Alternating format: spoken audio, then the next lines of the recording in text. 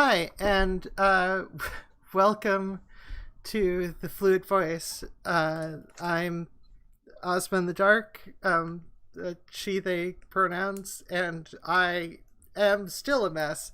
How are you, Christy? I'm fine, Christy, Abbey. She, her, boringly binary, um, and doing all right. Okay, and you perfect? Hello, perfect? Oh no, did we lose Perfect. Yeah. perfect? Uh, Can you hear me? yeah. There you are. Okay. I use he, him pronouns and boringly binary, I guess. Yeah, and our guest today, Faraday speaks. How are you doing?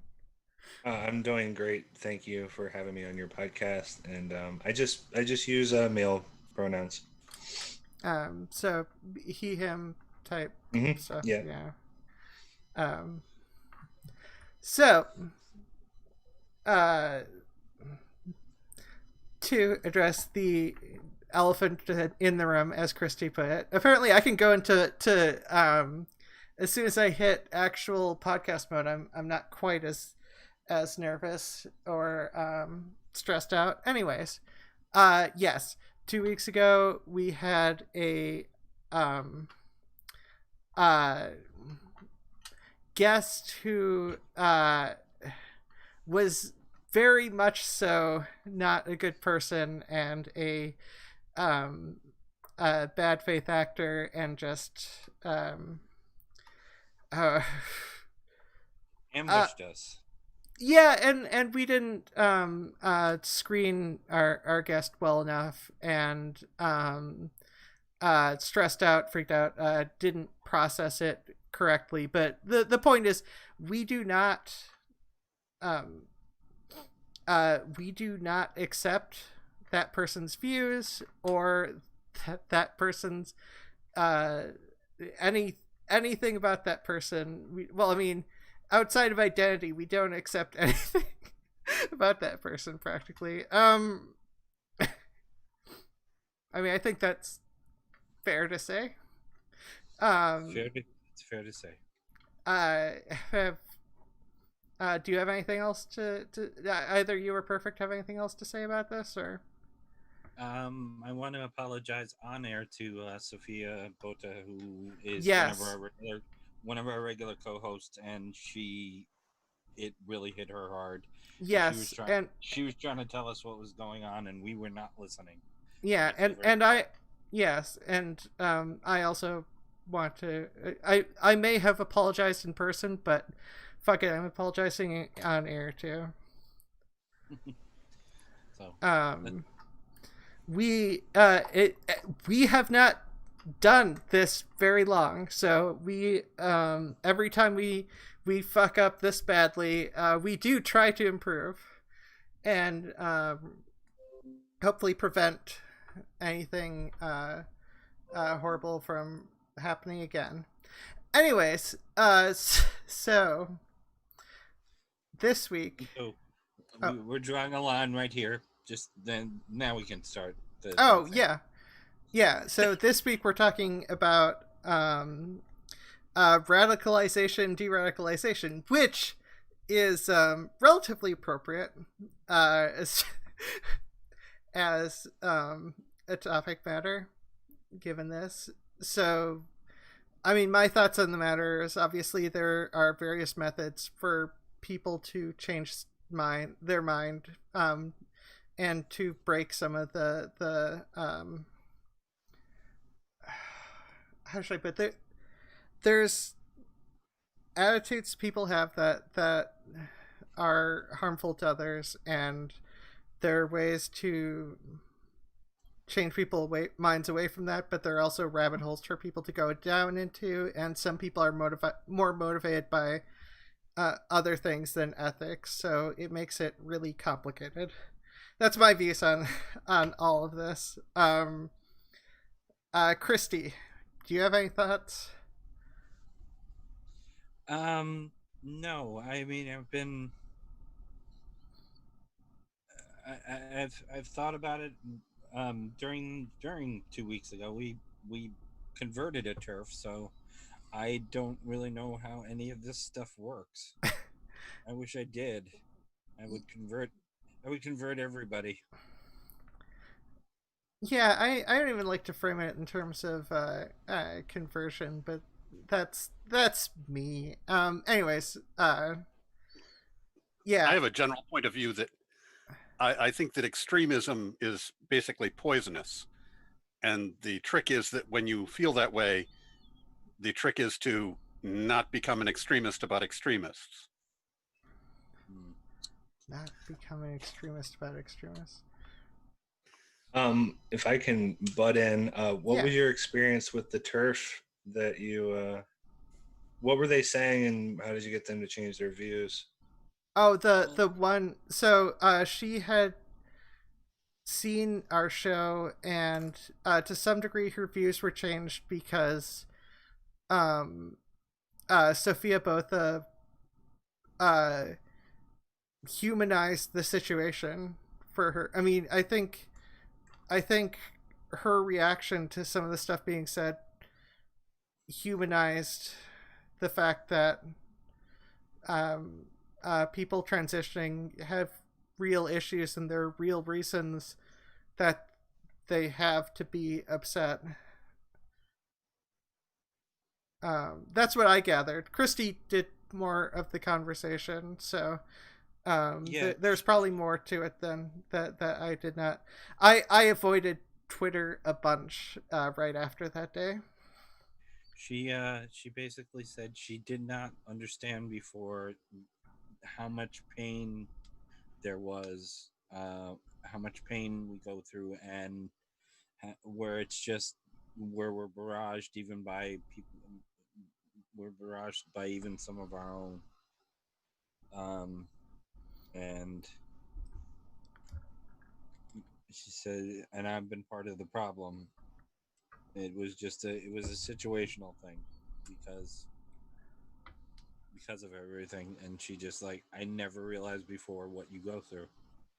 And It was like a moment of introspection after meeting you. Did she? So did she know many trans people before having the conversation? No, she'd reached out to. She'd been kind of, I'm gonna say, trolling our Twitter.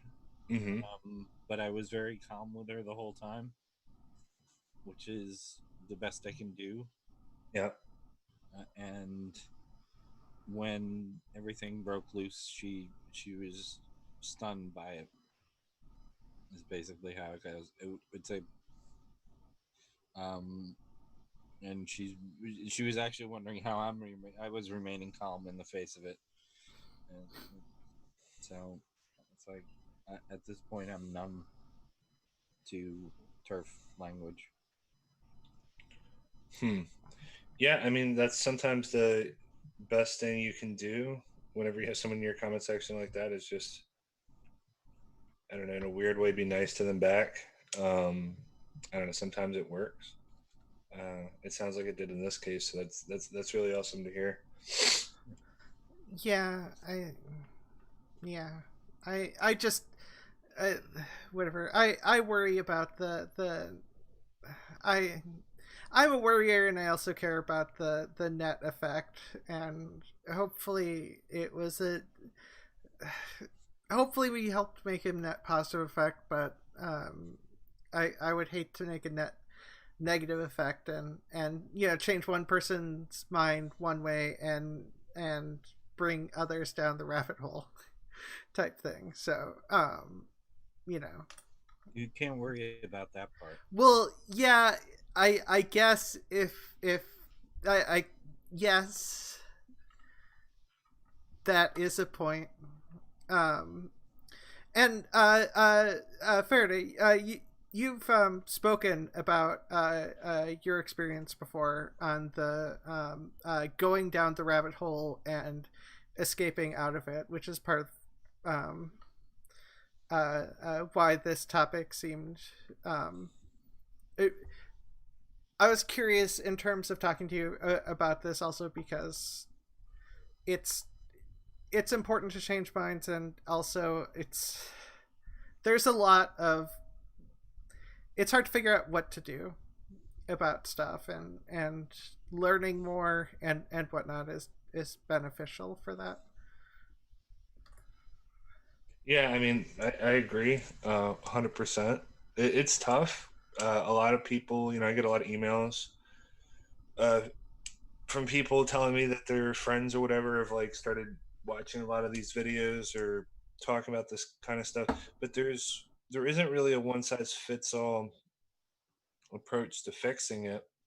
Yeah. Um, even the idea of de-radicalization itself is a little tough because it's like, well, what are you doing? Are you trying to like reprogram somebody's beliefs? Because that can be really hard. I mean, you have to get fundamentally you got to get to the bottom of like what's driving their beliefs in the first place. So, like this person, this turf person, you know, that you guys were dealing with, what caused them to even believe all that stuff in the first place? Like, what experience did they have, or what prejudice did they have, I and how did they get that prejudice?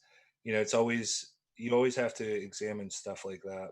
Well, the other issue is the fact that some people just care about survival, and Mm-hmm. being trans is hard. And if someone doesn't have a lot of empathy, then their major goal is more rooted in their own survival. And like, it wouldn't surprise me if people get paid money. Some people get paid money and are willing to, and who knows what their beliefs actually are.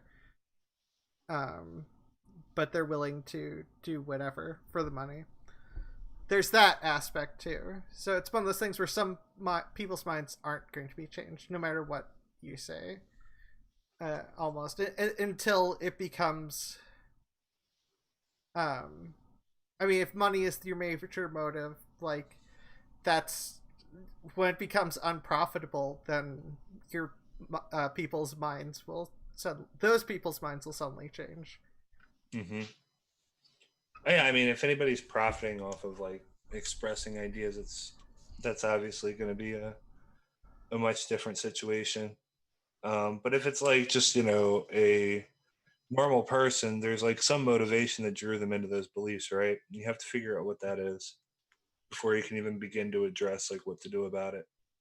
Yeah, and I mean, I personally was very socially isolated, so I don't even know what drives most people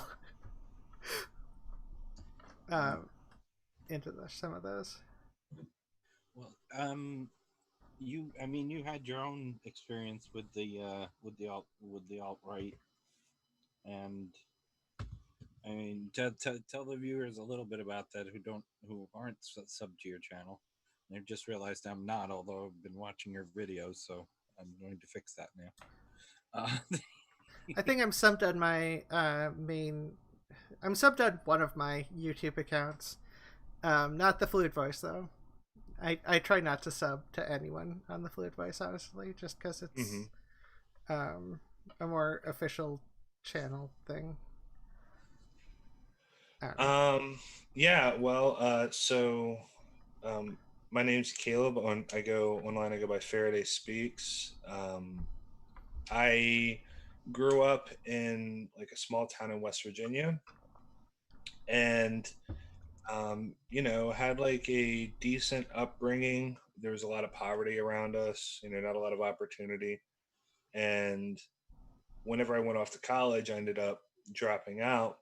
I came back home and was just on the computer a lot, on YouTube a lot, and going through a lot of like self-help content, trying to like basically fix myself because I had this depression that had caused me to drop out. And so I took to YouTube, started watching all these videos, and eventually I found Stefan Molyneux's videos. For anybody in your audience that doesn't know who that is, he's like super misogynistic, like guy who's like a pseudo white nationalist. Like he'll be a white nationalist as much as it's profitable, but then never actually commit to it.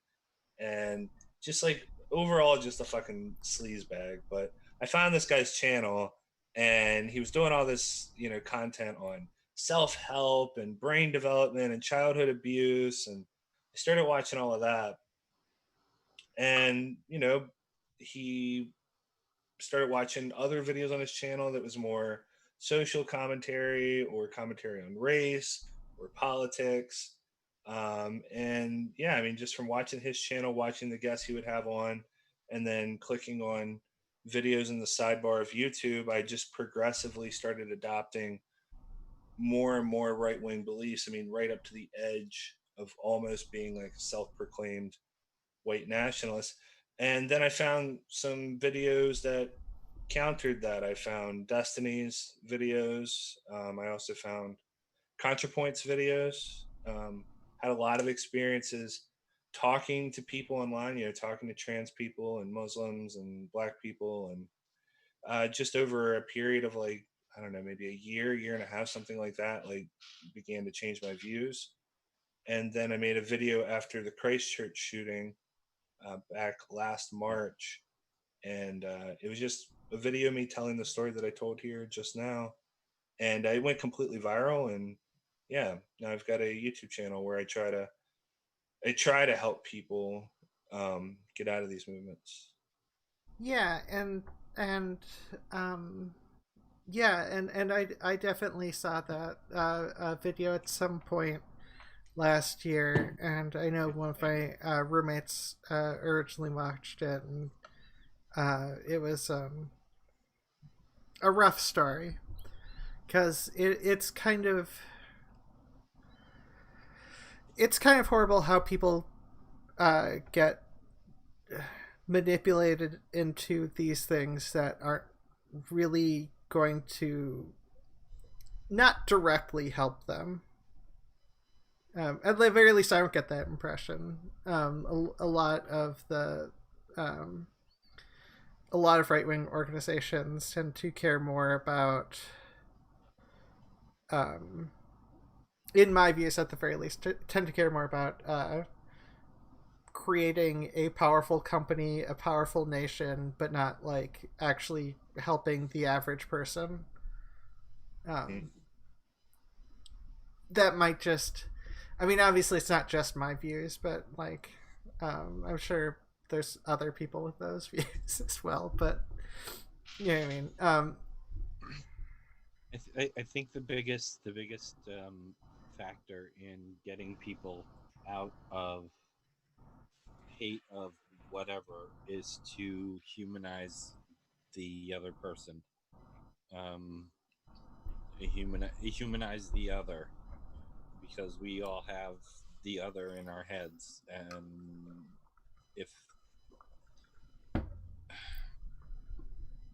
if we continue to think of them as the other, then that allows us, I mean, it gives us permission to dislike, to hate, to be the Christchurch shooter, say. I mean, that's not unreasonable from his perspective, because he thought he was saving people and from people who he viewed as other, and it's a rough thing because I don't know. I made a video just recently about trying to deal with being mixed race and not having to ever worry about that because I look so damn white. But Yeah. Yeah, I mean, the Christchurch shooter, he had like completely dehumanized those people, right? Like in the video, he is like, and in the manifesto, he refers to them as targets. He doesn't even call them people. Yeah. And a big part of the thing that helped me get out of that worldview was meeting. Not that I was ever like, had that much hatred for anybody really, but like getting to know some of the groups that I had all these like prejudices about, or ideas about, that have been planted there by all these far right content creators.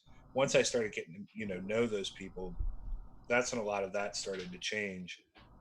So I do think that getting someone to start humanizing people again and having empathy again, it's a really important part of the process. um, and you just have to do that through contact therapy, right, through getting people exposed like in some way. When I went to recently, I went to back this past March, I went to New Zealand and I met with the victims of the attack there. And I think anybody that has all these beliefs about great replacement and all these Muslims are coming in to kill you and take over your community, like any of these people, if they would go there and meet with them, I don't see how they could walk away with that belief still. It would just be too ludicrous. Um, those people are like super faithful and super kind, and it just would make no sense that they were trying to take over your country and kill you. Yeah, and I mean, I think, yeah, I've heard similar things. I think in a couple other stories of people who have gone to the more alt right and then moved back away from that once they started humanizing people. Although dehumanizing is part of the step-by-step dehumanizing is a part of a lot of that right-wing conversation. Like it works on sort of instinctive human things, and I almost wanted to say takes the worst out of them, but I just know dehumanizing is a part of what's done in like military training as well. Because I think it's hard to shoot for people to shoot people if they see them as people, or to excessively harm them in any way, just instinctively for most people. Obviously, some people have like legit no empathy or little to no empathy, but most people have some, and even some of the people who it's easy to view as being cruel, it's just they were, a lot of them were I guess brainwashed into it almost. I don't know another way to say it, because it's such a weird thing to me, the ways in which people get piece by piece moved further to the right. One of the things that's nearly universal is always the statement that they aren't who they say they are. That your enemy is not who they say they are. That I see that a lot in the atheist forums, say on Facebook. They go on about the Muslim threat constantly, and what the Muslims have to, which is because the Quran is what it is. It's actually more moral than the Bible, but I didn't say that out loud. It's not like you set a very high bar. No, but they go on about this is what the Quran says, and people, and if you just look, most Christians don't believe 90% of what's in their own thing. Why would you expect Muslims to be any different from that? But the constant dehumanizing of Muslims, and Sam Harris's radicalization, for God's sakes, he's been one of the instigators of a lot of people's views. I don't know. I don't understand a lot of this. So this is, yeah, but I think Perfict made a good point, because you do see that every with just about everything, because trans men aren't really men, or aren't really even trans in terms of some of the trans exclusionary views. What else?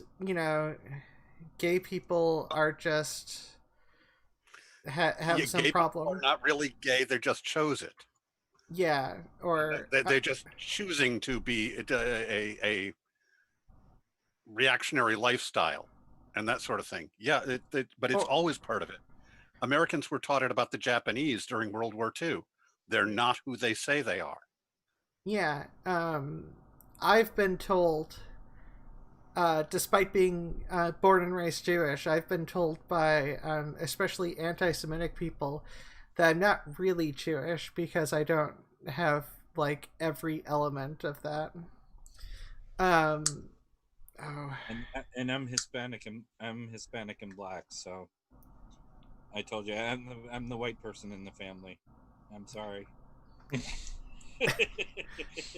So, it happens.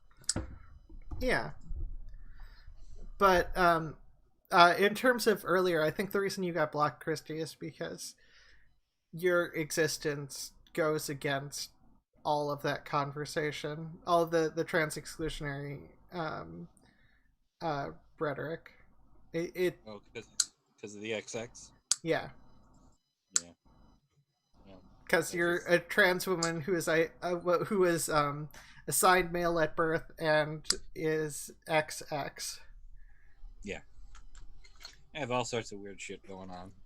Well, you're one of the people who blows up a whole half of their argument. Yeah, I know. So,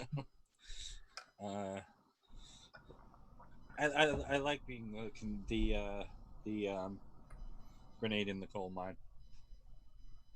The what? The grenade, as opposed to the canary in the coal mine. The grenade in the coal mine. Yeah, I suppose. Although, yeah. Darn it! There's gotta be more to say about this. I didn't totally mess up choosing. I definitely didn't mess up in terms of not planning enough. Did I? No. Well, we're just all in too much agreement on it. But I would be saying that there's a certain amount of people are allowed to have different attitudes to me, and I embrace and well, I welcome that. But there comes a point where it starts getting radical, and where I am not comfortable saying that's okay. Where does that line? Where does that line? I don't know. I don't have that line firmly mapped out. I know when something's over it. When is something over it? It's like pornography. I know it when I see it. Yeah. Do you have a specific line of curiosity, Faraday? I mean, for me, it's just I go by when people start doing heavy dehumanization. That's a big part of it for me. So like heavy sexism or racism or any sort of like phobia, that's kind of where I draw the line with people. Like if people, I don't really necessarily try to change someone's political position. I'm not out here to try to do that.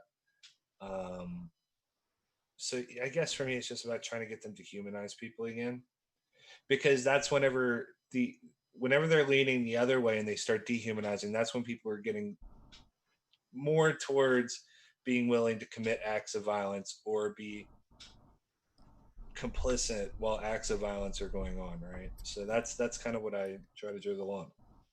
Draw the line out. Yeah, and I don't I don't know what's like the I haven't picked up on every signal. How should I put it? The terrible guest a couple weeks ago, it was one of those things that I've heard with people when they join cults, where it's like they know something is wrong instinctively. They've picked up that something is wrong, but they can't quite place what it is. and they don't like process it and they don't listen to that. That's essentially what happened for me like a couple weeks ago. There were warning signs that I did not listen to.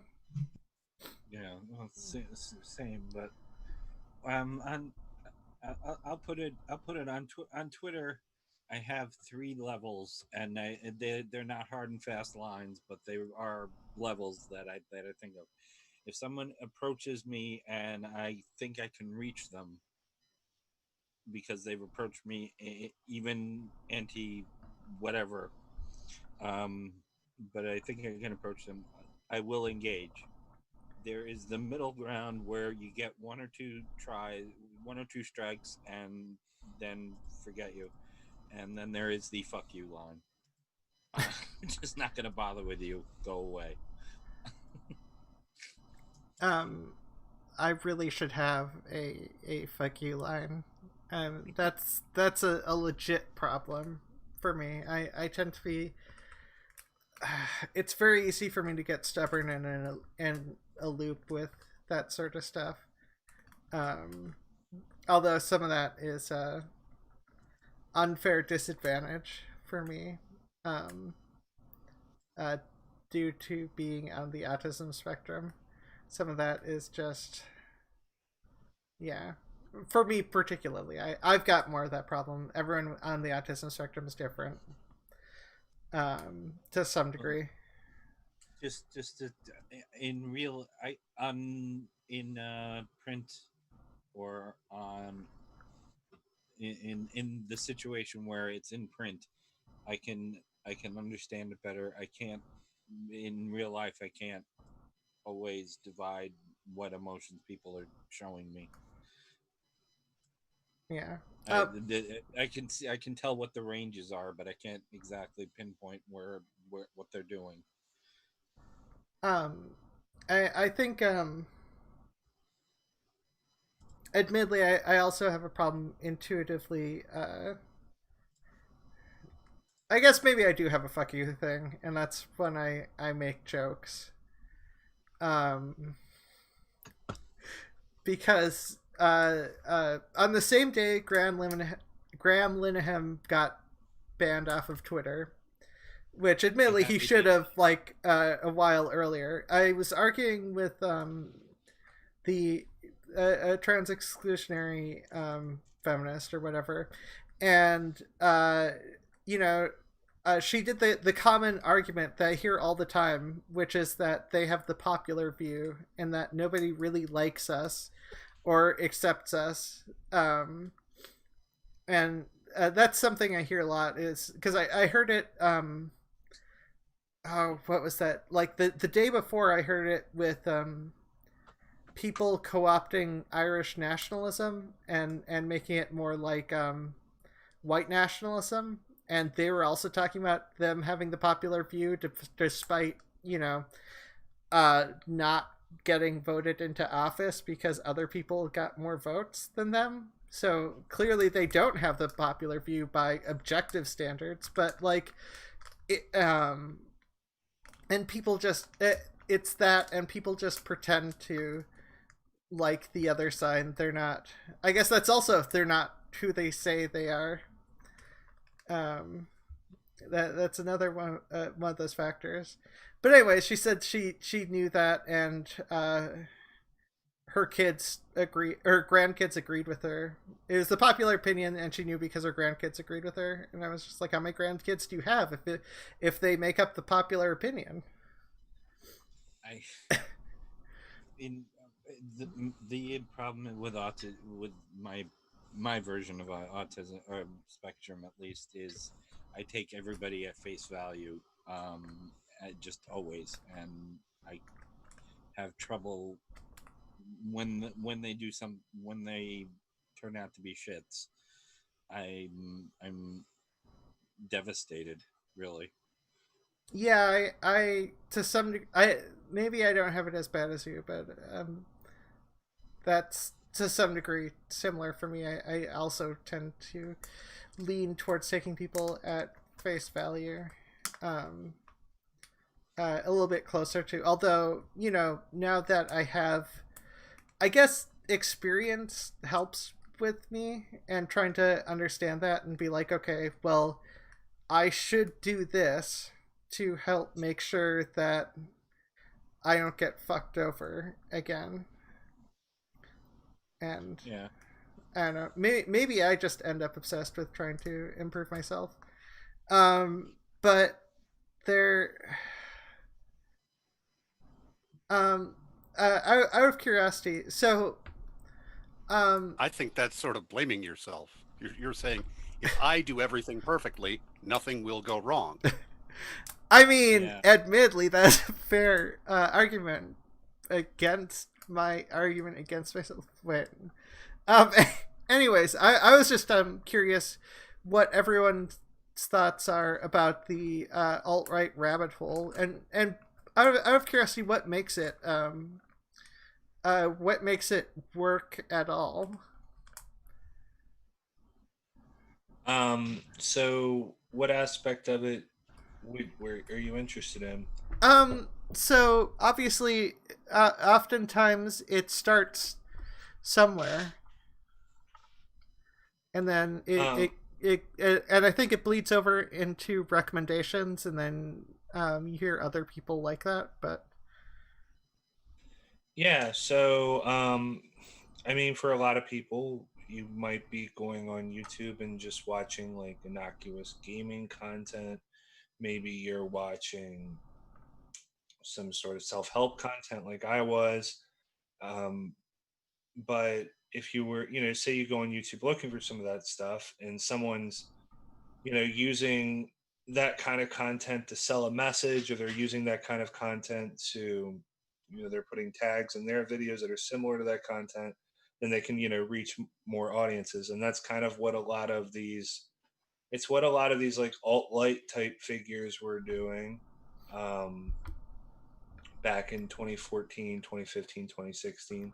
And then the alt-right kind of came in and jumped on that bandwagon of people, by doing, and a lot of that happened, during the blood sports era, whenever a lot of, prominent Nazi YouTubers would come in and debate with alt-right figures, and then that would radicalize the audience further. So it's kind of just a game of introducing someone to an idea and then being the next step in the chain that's willing to, go a little bit more extreme with whatever it is, whatever the particular idea is that's being talked about. Are you familiar with the concept of the Overton window, where there's society has one, individuals have one, where there's what's acceptable, what you find acceptable. And if something is constantly throwing that, the Overton window moves to accommodate traffic. So if something keeps going to one side of it, the Overton window, what's acceptable, moves over Yeah. towards that area. So that's exactly what the alt-right was trying to do, right? Like that's what Richard Spencer specifically was trying to do. And it's kind of like what everybody's trying to do in politics now. Like nobody's, no one is really honest about their position anymore. It's always like it seems like it's in politics just a game to get people to gradually accept like your actual positions.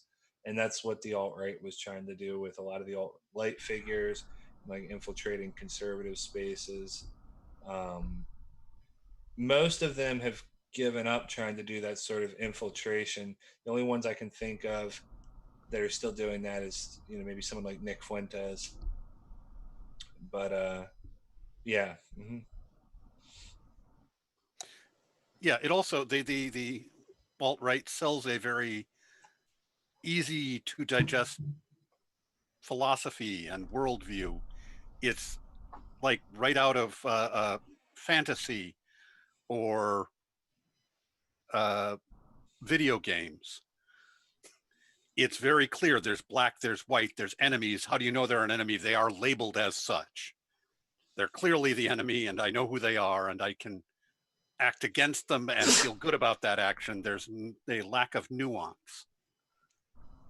Right, they're like constructing their little Lord of the Rings, universe for them to live in. I saw a tweet recently by a white nationalist making fun of other people in the movement, and he was saying, Lord of the Rings is just Harry Potter for racists. I really, yeah. Yeah, I mean, there is like a fantastical element to it all. But I mean, also, it's like, it's a traditionalists and reactionaries. They're selling a movement that they can point to very clearly, right? That very clearly existed in the past.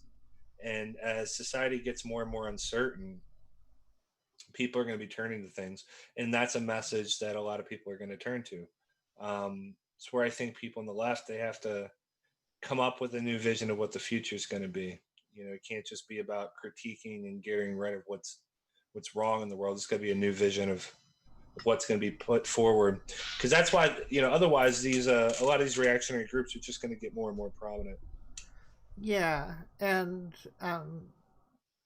yeah, that I agree. I agree with that point. It's hard not to, because this is, at the very least, I I technically have a political channel set up, and I specifically try to just point out what I think should be done, like actual actions, actual stuff that arguably can be done in the moment, which is, I guess, some of that. But yeah, you can't just tear people down, because then they don't know where to go. Well, Also, worth pointing out that nothing coalesces a group to be the in group like having an enemy, a group that they are acting against. And there's no easier group right now to pick on than trans people. I'm seeing a lot of people picking on Black Lives Matter, but today, yeah, they've got a lot of publicity that you can latch on to right now. But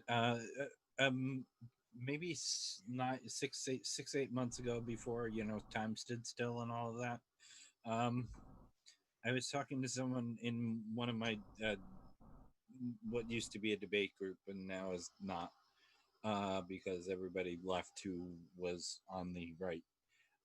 But the one guy I was actually kind of close to, and he was going on and on about Antifa, and I'm like, okay, are you anti-fascist? And he said, of course I am. And I said, okay, is this something you work against in your local community because you are, politically active? He says, I don't like fascists of any kind. I said, you are Antifa. No, I'm not. I said, yes, you are. It's a mindset. It's not a group. Although, you may not realize it, but you are they. You are they. And it's like, it took a lot of back.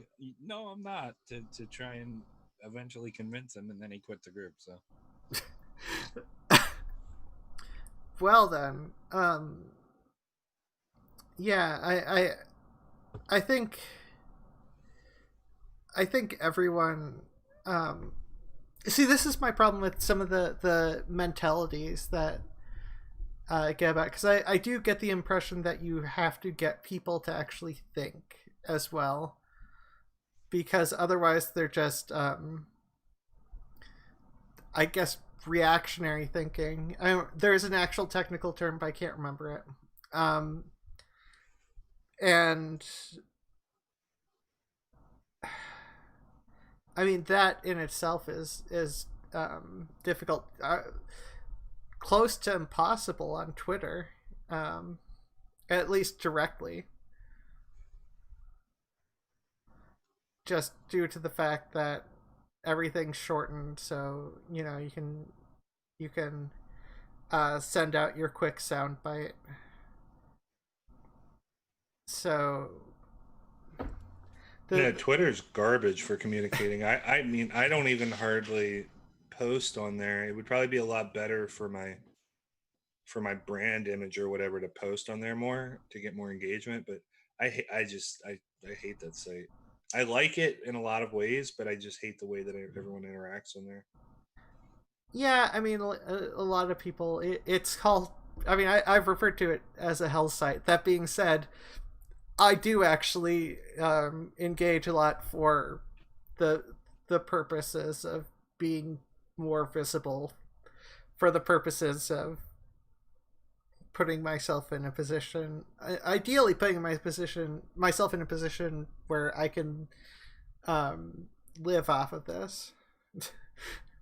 If that makes sense. I mean, yeah, absolutely. Yeah, I made it originally for promotion, and I don't use it only for promotion anymore, but like, I mean, admittedly, there's like 3 Twitter accounts. There's the Fluid Voice, which only posts Fluid Voice stuff. There's Ozma in the Dark, which only posts what if I happen to be live. Practically, that's all it posts, just about.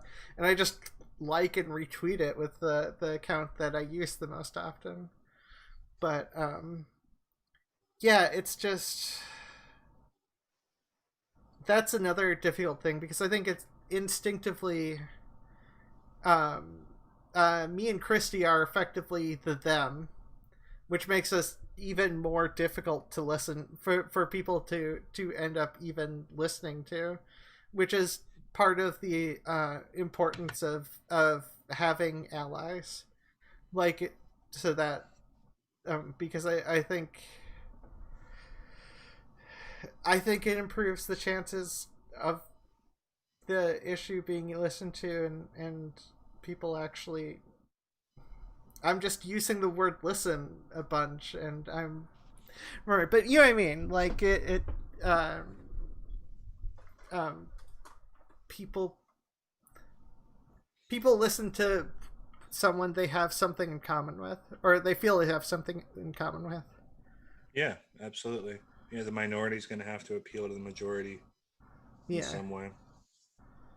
I spend a good bit of time in trans Twitter, which is more of a support thing for me, but so people have to come after me, and at least one person does every day. It's not like because trans woman is right in my bio. So somebody's looking to start something, they'll come to me or one of the people that I interact with. And so again, my levels come into play then. Do I want to? Boy, you must just rhino hide it. Oh. See, I don't know why that doesn't happen with me as much. Like, I actually look out for people and then have a conversation with them until they block me. Oh no, I get people in my inbox every single day. There's not one day that goes by. Admittedly, I do block people who are abusive. Anyways, I don't block anybody, which is a surprise to most people. Well, I just to some degree I feel like I have to create a sense of community, and I don't want to. I mean, I do it because I don't want to forget if they're a charismatic person. I don't want to forget and accidentally follow them. To have to unfollow them again. That was originally the problem. Was I it admittedly started with I didn't block anyone until Gwen No Fear. I actually, she was the first person I blocked. And yet I'm friends with Lauren, so it's Lauren now, not Gwen. Oh, is that this yeah same person? No, it's not my Lauren. Okay. Well, anyways, yeah, I there are certain things I just want to. I don't want to facilitate more people getting hurt. That's the only reason why I block that specific thing, that and known people who promote pedophilic content, I also block. See, Yeah, that's an insta block from me. I never get those, so I don't worry about it. The only time I see the map side of Twitter is when some conservative drags up the map side of Twitter to prove how us on the left were all pedophiles. Oh.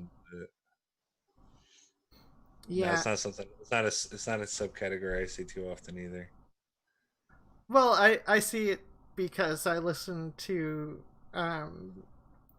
trans Twitter, and every once in a while someone gets brought up in terms of abuse or complicated situations, and then I have to look into it, and I have to see if there's an actual case, because obviously abusers argue against abusers call the abused abusers as well. Oh yeah, that's a big one, right? Yeah. Yeah. And then sometimes people also latch on to stuff said, and then when I look at the stuff said, I'm just like, I don't see it. So yeah, I will say with Lauren, or Gwen No Fear. Let's go with the old name because that's what she's most known by. I spent a fair amount of time trying to get her help. Is kind of what I was doing there, and I don't know if she hears that she'll backlash me, but that's kind of what I was doing. I mean, we were friends before all this came out, and I'm like, okay, you need help now, and she got help, so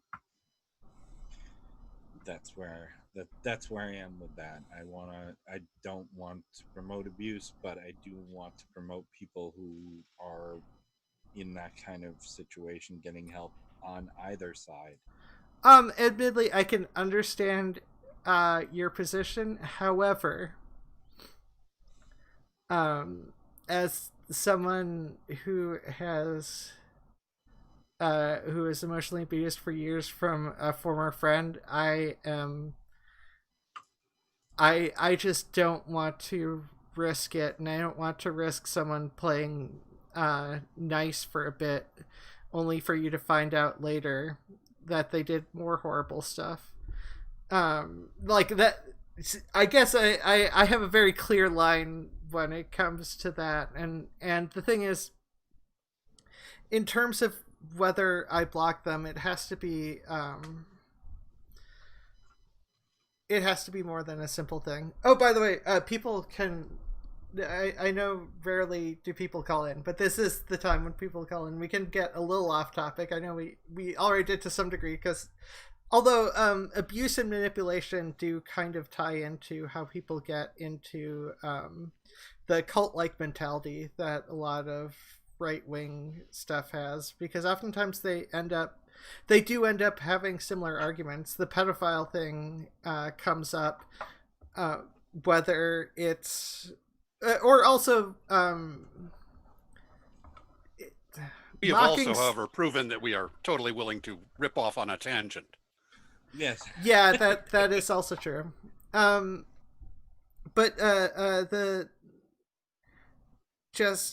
if people don't understand sexual stuff, some people tend to go to the worst.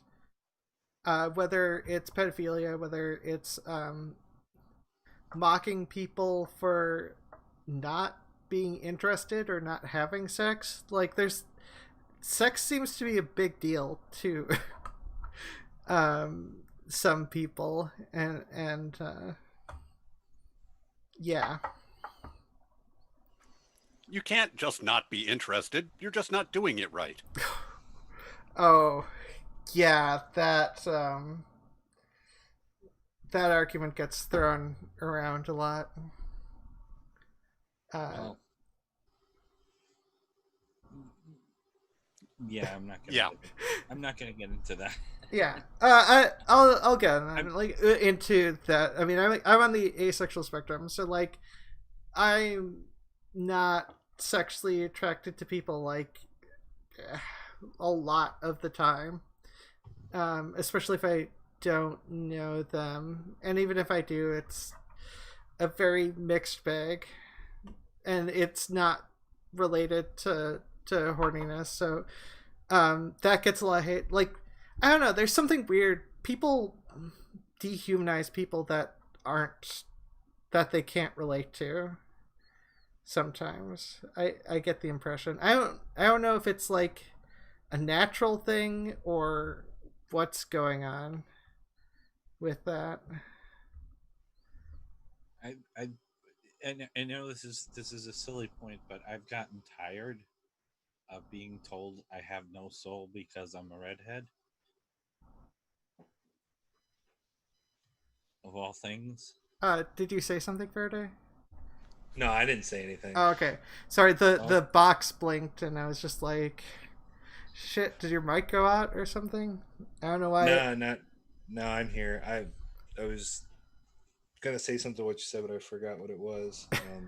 Oh, I'm sorry. No, well, that's okay. You do know that I think that you have no soul. I'm just pretty sure that none of us do. Yeah, I was going to say nobody has a soul, but that's another question altogether. It just gets tiresome. I mean, I'm old enough where that was really actually quite prevalent. That's just so weird. And it comes to the anti-Celtic attitudes of England. And I'm not even Irish. I'm Spanish, Portuguese, and Ivory Coast Black. So I just have red hair. That's what happened. Yeah, people. That's the thing. People aren't always. I almost said people aren't always who you expect. That can turn out badly too. But yeah, it's just in general, humanization is like humanization is kind of the enemy of any sort of right-wing radicalization or any radicalization in general, I think, because everyone that you consider to be someone who might cause harm is still a human being. Yeah. Well, I would say that that egalitarianism is going to be antithetical to any right-wing movement, depending on how right-wing it is. And if part of humanization is warming people up to each other, getting them used to each other, and people are going to want to like live together. They're going to want to like interact and mingle if they're aware of each other. So I would say that, I would say that as people have more empathy for others, as they get used to other cultures, that they're inevitably going to drift leftward. It's also going to depend on your definition of egalitarianism. In a lot of cases, when someone says they're egalitarian, that means they want to hold on to their prejudices, but they want to pretend that they don't exist. Oh yeah, so if probably that's how you guys deal with it a lot, right? When you're dealing with TERFs or whatever, because that's part of their propaganda. Yeah. No, for sure. And I mean, also, with a lot of this stuff, I think they put something above people. Just somewhere deep down, they put something above people, or they were able to. You know that? I mean that, like, I'm for the best thing for true Americans, and what makes a true American? These specific values, straight, able to bear children, shit like that. Like, there are a lot of ways that people can put things above like the nitty gritty of actual people, because people, I think, I think people don't think about the fact that the human race, outside of how we're killing ourselves now, but like, other than that, we're pretty good at surviving. Yeah. And Mm-hmm. and that's not gonna stop because you helped more people be happy and put that above the population breeding. I I don't give up as much as you guys know. I was raised very cruelly. So Yeah. the but I also somehow have this notion that everybody can be saved.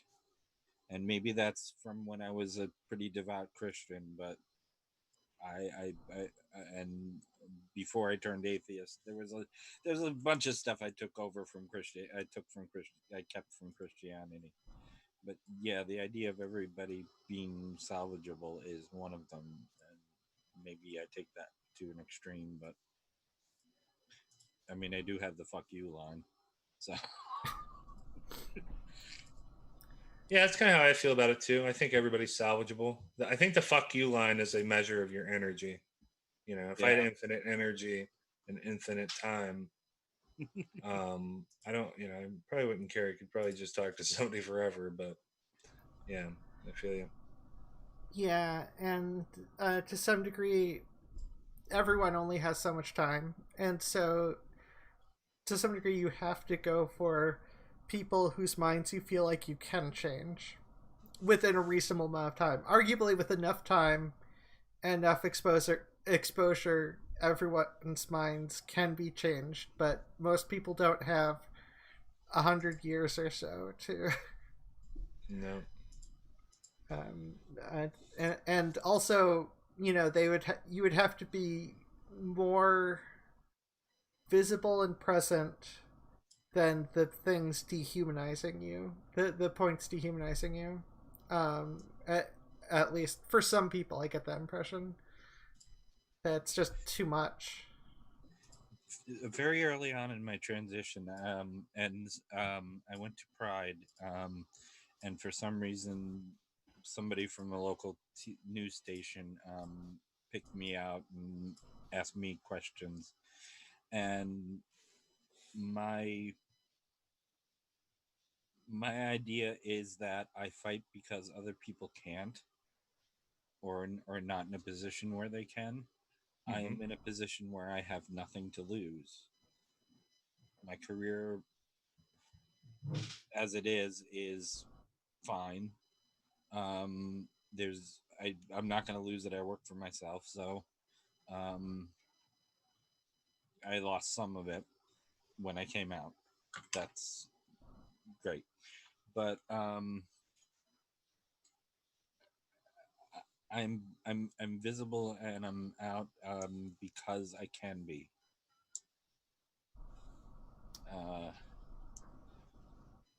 And maybe I'm not the best face of, Trans America, but Well, wait, isn't Transamerica like a airplane company? no, Trans America's well, no, that's Trans Am. Okay. Well, Trans Am isn't the Am short for America? But yeah, no, I mean, like, nobody is. That's the thing. Nobody is the perfect face of um being transgender for everyone, because we're human beings and we're not perfect. Like, well, perfect is perfect, but that's another story. But perfect is not a perfect. Perfect is perfectly the worst person for just talking about trans issues, only because you're not trans. No, that's not completely true. You're actually a decent ally. Perfect. I shouldn't. Your name makes it hard to not try to make perfect puns of some sort, or try to. But no, I in terms of of being visible. I want to be visible partially because I also know that that is a factor. But you're saying you guys haven't gotten together and elected a monolithic representative. That's yes. Unfortunately. That is true. Natalie had her chance, but she messed up in certain ways and got canceled, unfortunately. I mean, that seems excessively a harsh descriptor. I mean, she still has subscribers, and she's got almost 1 million subscribers. I'm not really worried about it too much. And I think in terms of publicity management, at least in terms of how should I put it? Yeah, she's not perfect, but admittedly there are probably, well, I mean, they're definitely worse people. They're worse people than us. Blair White exists, so we can always just point to her and be like, well, we're not Blair White. Calvin Guerra, Miss London, Rose of Dawn. Yeah. Yikes. Our terrible guest. Our terrible Cyrene. Yeah, I almost didn't want to ever mention her name again. Anyways,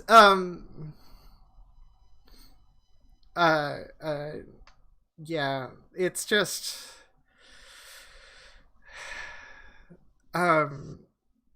it sucks when it comes to marginalization, because sometimes marginalized people don't know about other marginalized people and don't listen to them, and then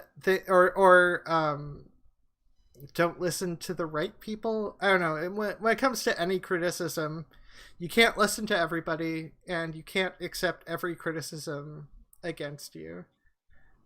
And I'm sure things get more complicated the bigger you are, but I think there's better ways of managing publicity and public views, and certainly public apologies do help as opposed to hiding behind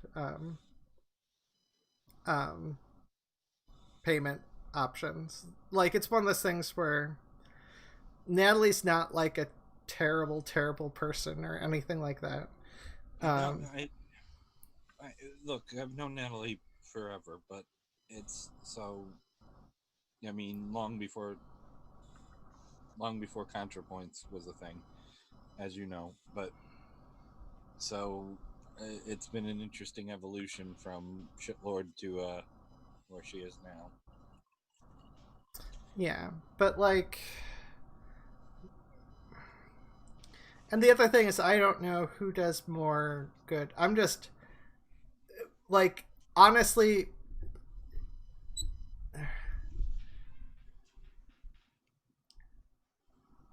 I don't know, how things get talked about matter sometimes to me, but I also think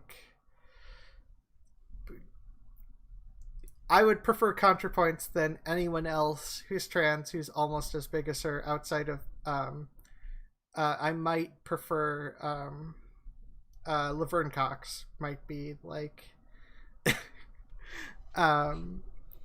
better at talking about stuff, but I could be wrong about that. I just really liked the documentary she was in.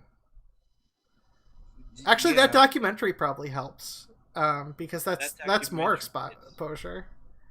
That thing was awesome. Disclosure was awesome. Yeah, I don't know if either of you saw Disclosure. No, haven't seen that. It's a Netflix thing. It is a good documentary. It talks to a lot of trans people and about the movie business and how we've been portrayed in film, how things have changed, how things are changing, all that stuff. The only downside is they didn't get an interview with Our Lady J, and I'm a super fangirl of Our Lady J. I don't know who that is. This is what happens when you don't. No, you don't. Which is sad. Well, here's the thing. I had very little social contact and almost none with the trans community, like, at all, until trans Twitter last year. So, like, I am the least knowledgeable person about anything. Like, I never watched Orange Is the New Black. I didn't know who Laverne Cox was right away, and I definitely not off the top of my head. So I didn't realize the level of popularity she had. And Our Lady J was producer and did music for Transparent, and is one of the producers, writers, and does music for Pose, or currently, which is if you ever want to know what it's like to have been queer in my day, watch Pose. Or but yeah, she actually has a non-camera part where she's playing piano, which is like awesome because she's an awesome piano player. She's an awesome musician. So. How close was Paris is Burning? Very. Because that's another good thing, because they touch on the sort of the drag queens who are against people transitioning. Like, there are little bits of division, that sort of exclusionary rhetoric, like, for years and years and years. Watch the extended cut, because a couple of years ago, just as Pose was coming out, there was an extended cut of Paris is Burning, and if I'm wrong about this, I'm wrong about this. I'm gonna just go with I'm 90% sure. I have no idea. Isn't it free on YouTube? Yeah. Yeah. But yeah, there's a longer cut, and it's if you want to see what the fallout is, look at Wigstock, where you see the fallout between the drag queens and the trans people. Yeah, and the first time which I hadn't, because I hadn't seen it until recently.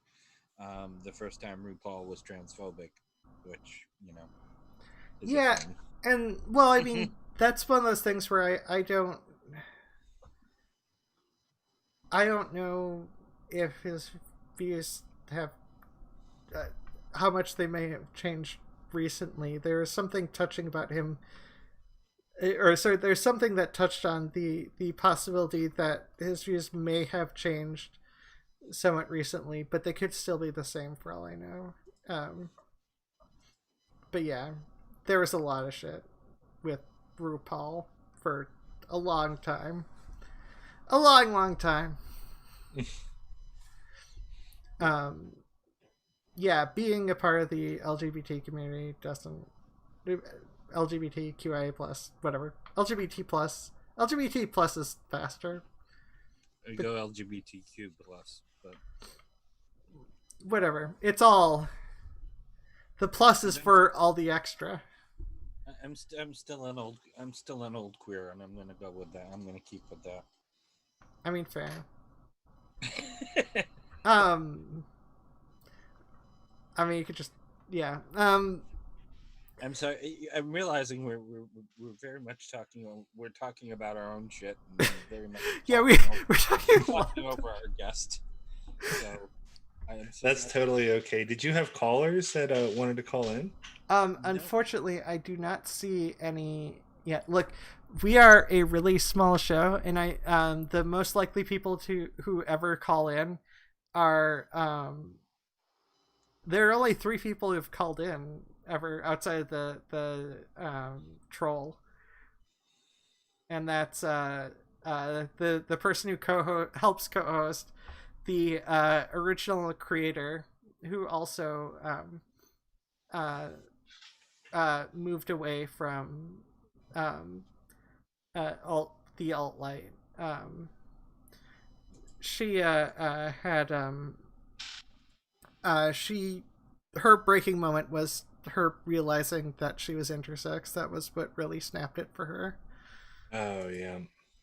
So, and Siren, who wants to be more a part of this, but and is probably watching right now. Hello. yeah, and the thing I'm using, because I'm technically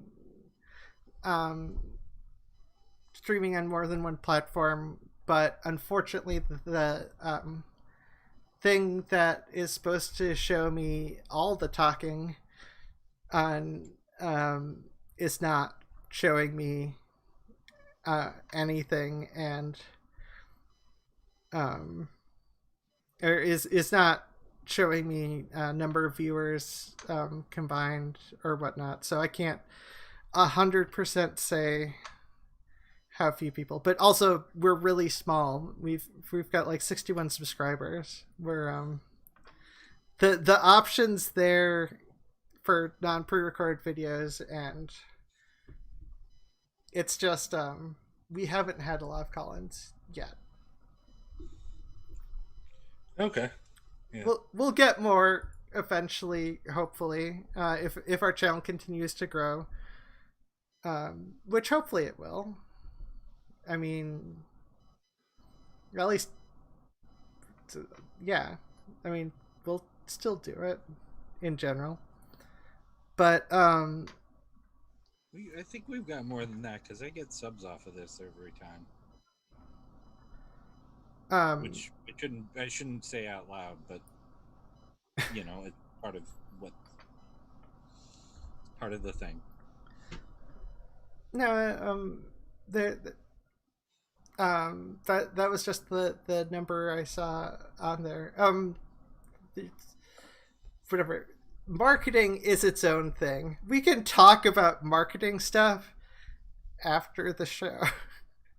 That's not really that's pretty far from radicalization and deradicalization. Although I have noticed, I have heard a lot about a lot of the people who helped radicalize people, and I think you touched upon this the tiniest bit, Faraday, was the or should I just call you Caleb? I've been calling you Faraday a lot. You can call me either. It's up to you. Okay. People call me both. Yeah, well, I do the same thing. Ozma in the Dark, Alexandria. Like, I don't really care either. I've been called Ozma and I've been called Alexandria. So, like, yeah, I get that. But anyways, it seems to be less popular now on YouTube, and you touched upon that a little bit. But I've also heard something about some of those people losing a lot of subscribers. Is it just the fact that they couldn't keep radicalizing them, or I don't know. I think it's a lot of different things. YouTube's taken down a lot of these creators.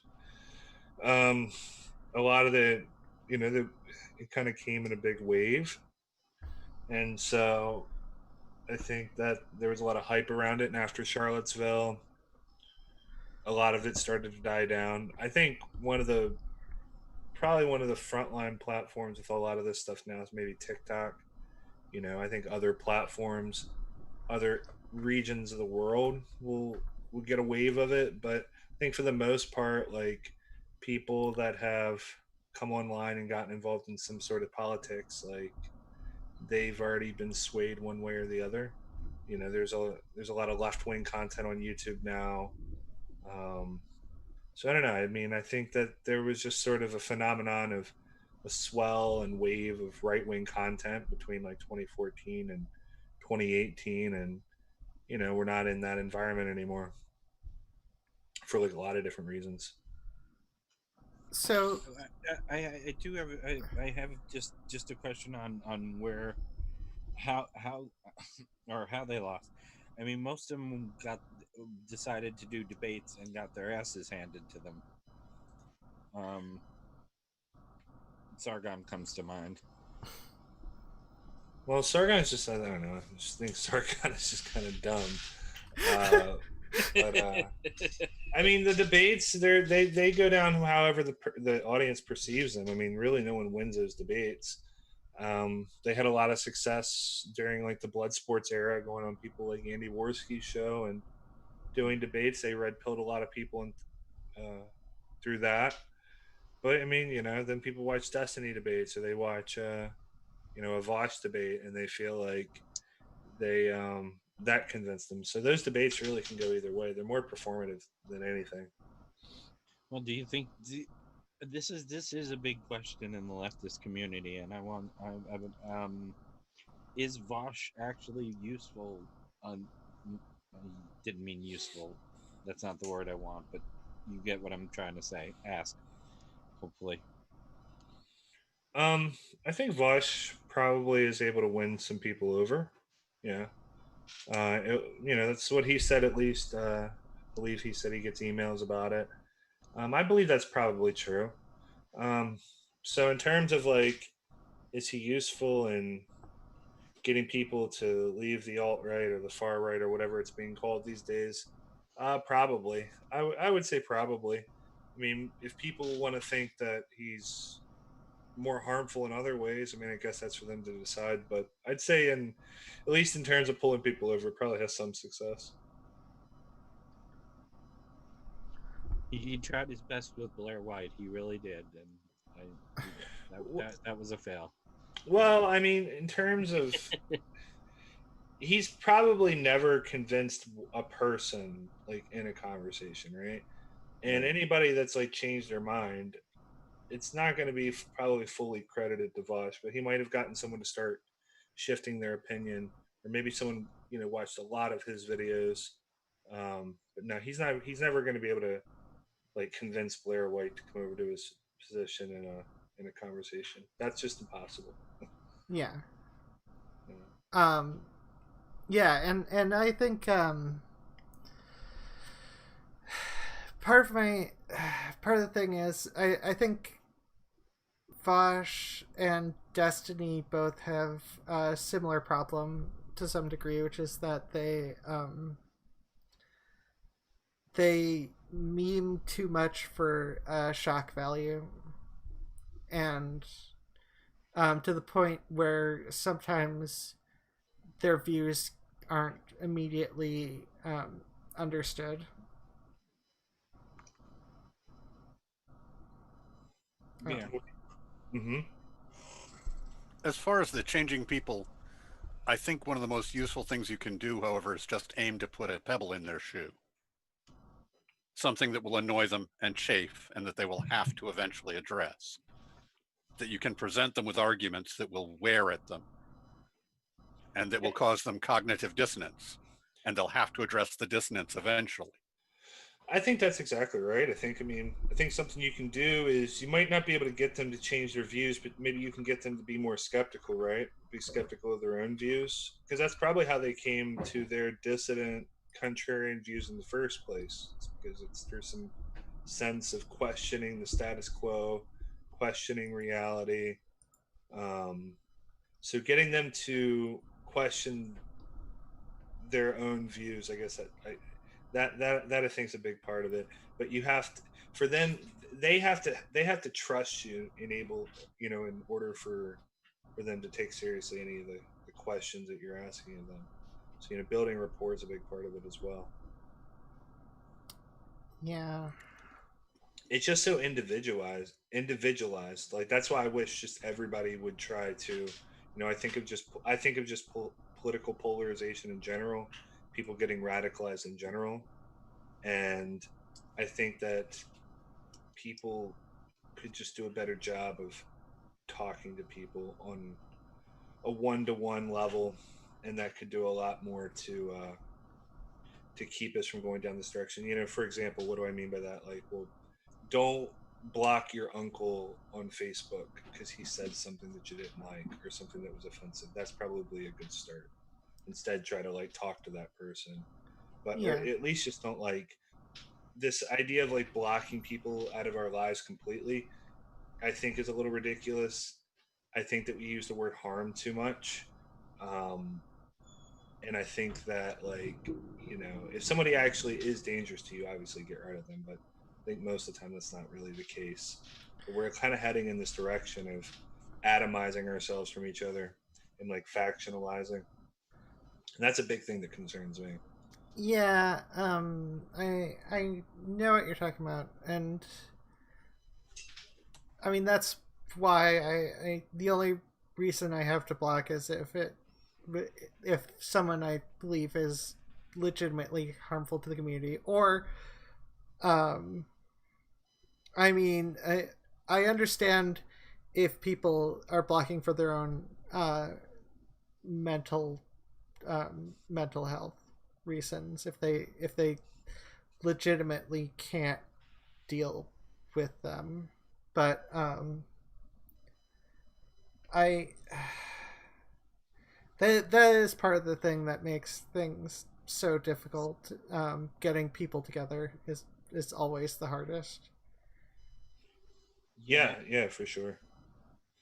And when you're part of marginalized community, it's maybe um, it's harder, and I've wanted to disengage from a lot of people just because fuck it, including people in my own family, and but on the other hand, working on them helped.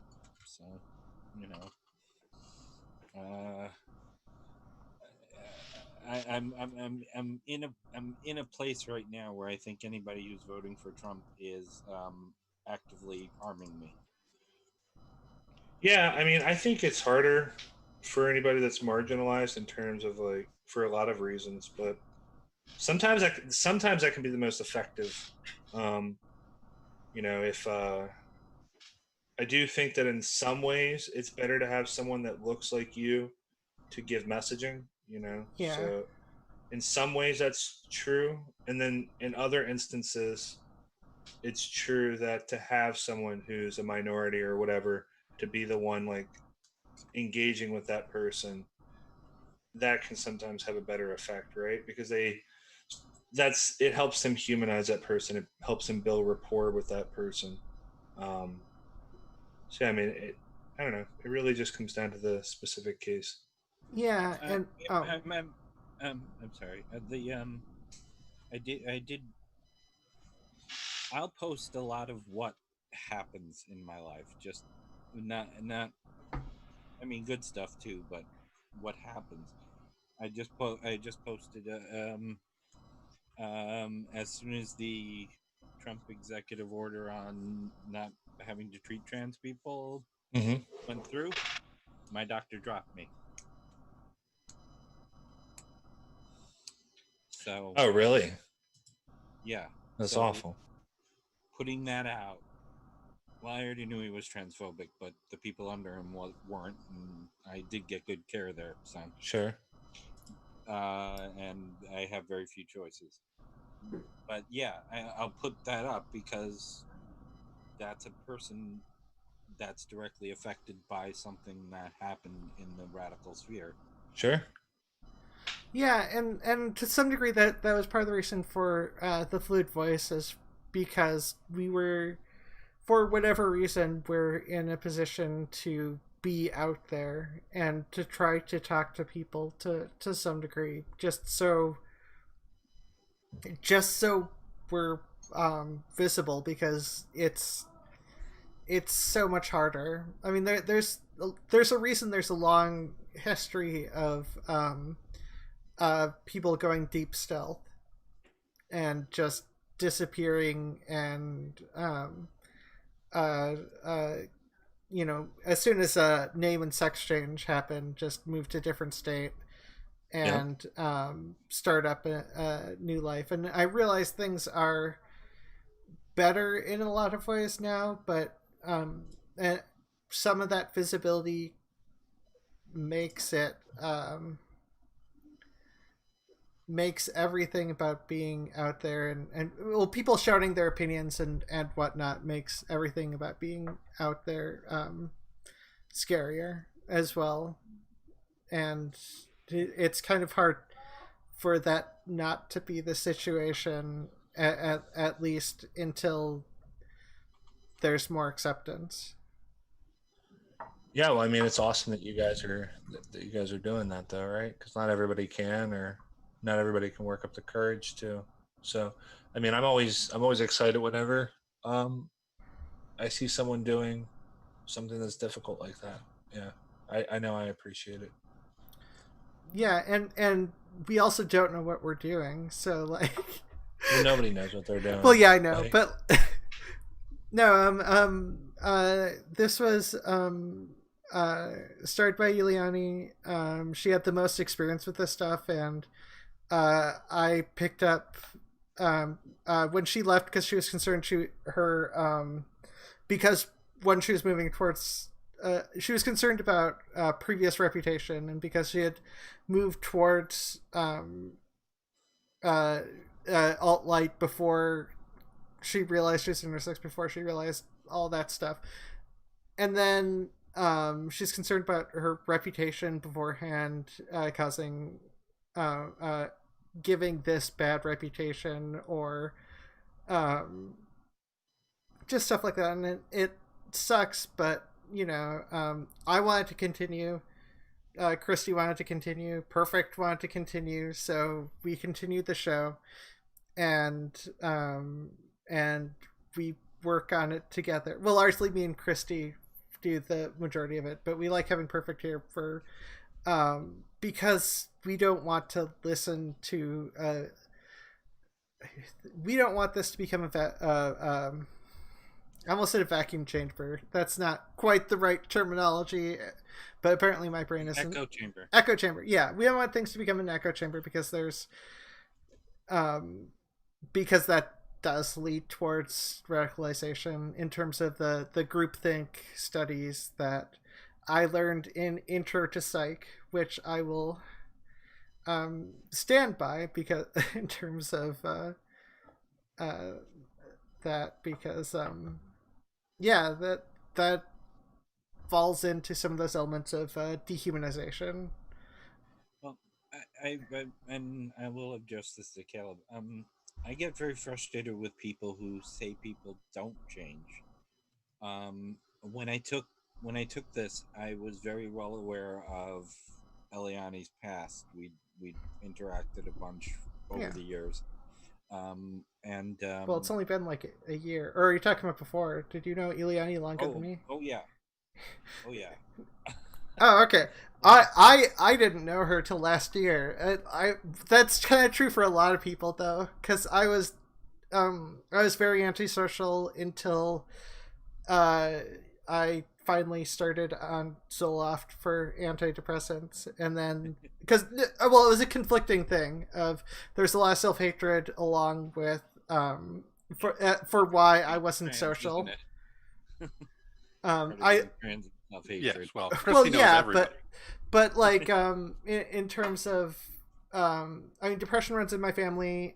That sort of mixture of depression and anxiety didn't help in terms of my ability to socialize, because I did like socializing, but never made any effort to try to have friends or anything like that. And I didn't have the confidence to until after I started taking antidepressants, and then that helped a lot. And then I made friends with Christy and Eliani and to some degree, well, and then later Perfict. So the one of yes, and I'm glad to have you as a friend. Yeah. The one of the one of the difficulties was I lost a lot of people when I agreed to be on this show, and I thought, and there was a lot of things because Eliani was still under her dead name, and nobody thought. I said, look, things are different now, give it a chance. But no, people just said, no, I'm not talking to you again because you're associating with, and I don't understand the mentality. One person asked me, because I do interviews on my own channel. One person even asked me to take the interview down, and I told them no. But I've changed my mind on that. I am going to take it down. Uh, but I don't know how to combat the belief that nobody changes. I don't know how to combat that one. That one is the hard one for me, weirdly enough. I don't know how you do combat that, to be honest with you. And I don't understand people's mentality on this. I get told this, they're like, well, you have this Discord server and you just allow the Nazi kids to hang out in here. I'm like, yeah, I do. And they're like, well, you're giving them a platform. I'm like, what kind of platform am I giving them? Like, I don't understand. Like, it's not that I don't understand like what platforming is, right? Like, and if CNN is like bringing on fucking Richard Spencer as some sort of like content witness to something, or they bring on someone, you bring on Stefan Molyneux and you ask them about libertarianism. Like, I get that's bad platforming, but just talking to somebody, I don't understand what people think is going to happen. Do they think that like someone in a left-wing audience is going to watch this person and they're going to, are they going to become like them? I just, it doesn't make any sense to me. So I get pretty frustrated as well. And then extremely frustrated by the idea that, well, no one can change. That's because it's just false. It's not true. Well, the other thing is, the thing that makes that even weirder is when it shows up in the trans community or whatnot, because like I changed my views on gender over time. Like I changed as a person unrelated to, like, I can say I was always, in between.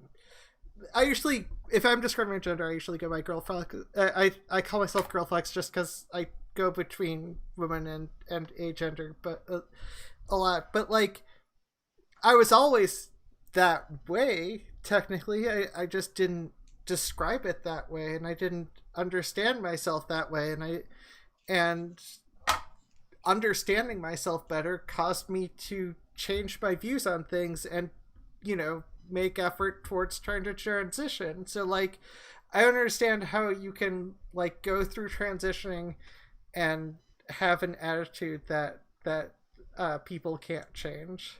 That's the one that really like I don't get how you can. Yeah, I just don't get it. I understand there are people with attitudes that are less likely to change and predispositions who are less likely, who are extremely more difficult to change, especially if they aren't very empathetic. That there's less reason to change outside of, unless you give them a more direct reason. But like, one of the well, I'm gonna stick with this person in particular that I mentioned. The weirdest thing about that particular thing is that person was former alt-right. So I can change, but nobody else does. yeah, Oh, that's ridiculous. Yeah, I don't know. It's a stupid it's just a dumb mentality. I think it's more about the moral positioning of the person saying it, though. Honestly, I think it helps them have some sense that they have come to the enlightened position, and then everybody else is just, they were just born. I don't know. It's really silly too, because it goes against their own values, their own egalitarian values. It's like it's because they're basically saying that they were born Nazis, right? Well, they were born that way. They just are that way, and so they're just bad and they're evil and they're wrong and they can't change. And it's like, Yes, there, but for the grace of God go I. It's a way of saying you can't ever go there. well, it's really ironic because they're basically they're buying into the concept of essentialism, which is exactly the concept of the people that they're hating are buying into. Yep. So which means like they're justifying like racist frameworks, they're justifying like all sorts of different frameworks by making that assertion. and that's why I. Oh, go on. Sorry. Sorry, I was just saying it's very Calvinist in a way. Yeah. Well, that's because the whole current, social, that's a whole nother conversation. But a lot of this, like, this kind of like social justice warrior mentality, this like, it does operate much like a religion, right? I would wager that it comes out of that sort of thinking, for sure. It depends. I call myself a social SJW because they use it in the old sense, and I'm not going to give it up. Well, that's fine. Yeah, yeah, and I'm not like gonna go on some Sargon of Akkad rant, but it is a real thing. It does exist, and like I think that's probably the mindset that it comes out of. It's probably also why you see it coming out of like a lot of white people, a lot of like upper class white people. What was I gonna say? I was gonna say something. Yeah. So I care about the this is part of the reason why I care about dealing with people's frameworks, because I think that because I don't want people to move back towards right-wing thinking, and if they still are using the same frameworks, it just, I don't know, it's easy for me to feel concerned that it's only they're only going to be on the left temporarily.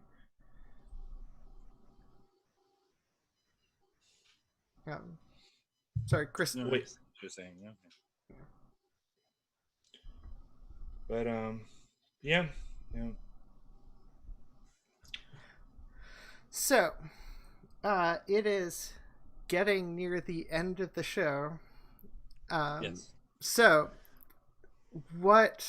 I mean, I guess we do final thoughts. Although I think we all kind of agreed on the same sort of mentality. But any last things that anyone wants to say? I mean, I just generally agree that, like, if you're trying to help people, you should be like humanizing them, treating them like a person. I don't think that like the sort of canceling that we do is appropriate most of the time. And yeah, but you also got to do that to the ability that you can. You, like you guys have said here, you guys have the privilege of being able to be open about this stuff and to interact with people and try to change their minds or try to be advocates of what it is you care about. So Yeah. Humanize people, give people a chance, but only to the degree that you have energy for. That's what I would say. Yeah, sort of like people can the Marxist argument. People only have the argument. People, whatever labor they can put in, they're comfortable paying. Fuck, I don't know. From each according to their ability, to each according to their need. Yeah, Is that something what like you're looking that. for? Maybe, I don't know. I haven't read any of that stuff. Oh dear. We have. I would just like to point out that if anybody is looking for a libertarian, they exist out there. You don't need to use Stefan Molyneux and accept all the claptrap that he brings with it. There are people who actually hold libertarian points of view that are not. We like had him. we had a nice libertarian on here before, so who we disagreed with on a lot of stuff, which is fine, but she wasn't awful. But oh yeah, but yeah, that yeah. I was expecting something more similar to that when we had our terrible guest, but unfortunately, I did not do enough screening. Yeah, I usually do the screening, and I was bereft there. Promoting. Oh yes, so promotion time. I might eventually actually get a video done or something, or be streaming. I am actually getting my character up to level 60 for World of Warcraft classic streams, for raid streams, because I want to. And so I'm on Twitch more.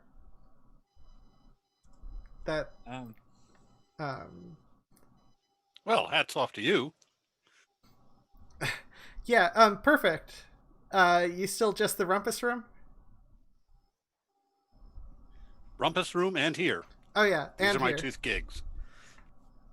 Yeah. Wait. How was Arya the episode that Perfect where you were the most vocal Perfect? I can't remember. There's an episode where you got like really vocal and pissed off. That was with our libertarian friend. Okay, yeah. Yeah. Like it happens. It's a rare occurrence. Anyways, Christy, Abbey, are you working on anything? Where can people? Oh, I didn't even mention where people could find me. Just I don't know. I've got links to my stuff at ozmainthedark.com. I bought it was $18. I bought it. And super expensive. Anyway, Christy, where can people find you? Or what are you doing? Where can people find you? I am. Well, I'm not going to mention the one thing because even though it's actually done, it's not up yet, and I don't think it will be up this week. So screw it. I keep saying it every week, and it's not there. So, I am getting interviewed by Allie and Jen tomorrow, and I'm trying. I was desperately looking over Twitter to find out what the name of their channel is, and I can't find it. So, I'm getting interviewed by Alakai and Jen Richards, and you all know Jen Richards. Jen Aldrich. God damn it! I will keep getting this wrong.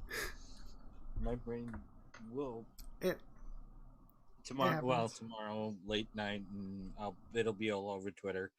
Normality Quake I'm at Normality Quake on Twitter. I have my own channel, Christy Abbey. I'm really, my choice of names is boring because I want people to be able to find me if they want to. The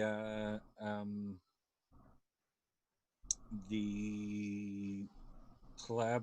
The multi collab is up on Alakai's channel, and that was the takedown of J.K. Rowling's essay. It was me, Transgarter, Jen, Ali, Susan, lots of people, and that is on Alakai's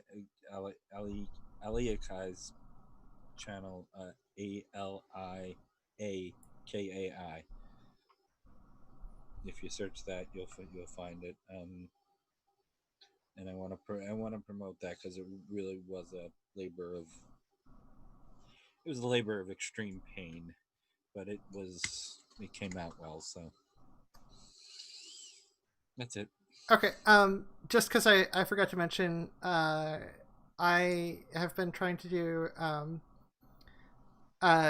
uploading the episodes of Into the Depths, the D&D thing that I run on my channel, which is Ozma in the Dark. Basically, you can find me if you type Ozma in the Dark anywhere. Twitch, YouTube. I technically have a Reddit page that I never look at or use because I don't pay attention to Reddit, but I'm there. I'm technically there. I tried to do the name thing. And Faraday, Caleb, Faraday Speaks. Where can people find you? Yeah, you can find me on YouTube at Faraday Speaks, FARADAYSPEAKS. Yeah, you just find me over there, and I host debates and do all sorts of stuff on my channel. Yeah, it's a good channel. Go watch it. And like I said, I'm a fan. So yeah, thank you. Yeah. Well, I appreciate you guys having me on. It was a lot of fun. Yeah, and to our audience, bye. Yes. Live long and prosper. Peace. All right.